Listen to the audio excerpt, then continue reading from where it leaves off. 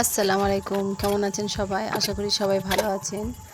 রোজার মাসে হয়তো কম বেশি সকলেরই পরিশ্রম হয়, কারোর বেশি হয়, কারোর কম হয়, কিন্তু পরিশ্রম সকলের হয়।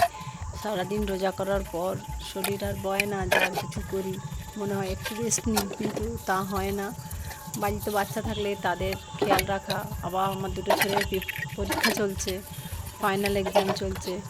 তো ওদের পরীক্ষাগুলো জন্য ওদেরকে পড়ানো, আবার তার উপর রান্না বান্না করা, খাওয়ানো, গোছানো, কাপড় কাচা, থালা বাসন মাজা, মানে লং প্রিপারেশন সকাল থেকে রাত পর্যন্ত।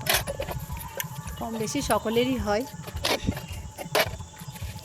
সকলের অন্যান্য জানি না কে কতটা পরিশ্রম করে। আমার নতুন ঘরে ওখানে এখানে করতে করতে পরিশ্রমটা খুব বেশি হয়ে যায়। মানে রান্না করি পুরানো ঘরে, ঘুঁটে মাজতে আসতে হয় নতুন ঘরে, মানে ভাগ দৌড় করতে করতে আমার প্রচুর পরিশ্রম হয়ে যায়।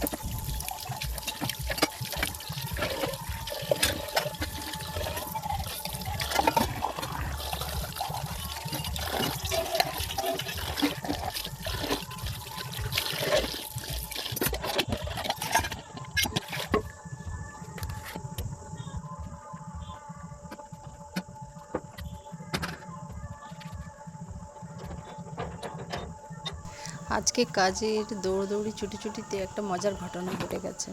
ছাদের উপর কাপড় ছিল, মনেই ছিল না। ইফতার করে তারপর মনে পড়েছে যে ছাদের উপর কাপড় আছে, সেগুলো নিয়ে এসে সেগুলোকে গুছিয়ে সরিয়ে পরিষ্কার করে রাখলাম, গুছিয়ে রাখলাম।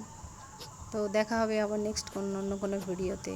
আশা করি সকল ভালো আছেন, ভালো থাকবেন, আর সকল ভালোভাবে যেন রোজা করতে পারেন, আল্লাহর কাছে দোয়া করি। আল্লাহ হাফিজ।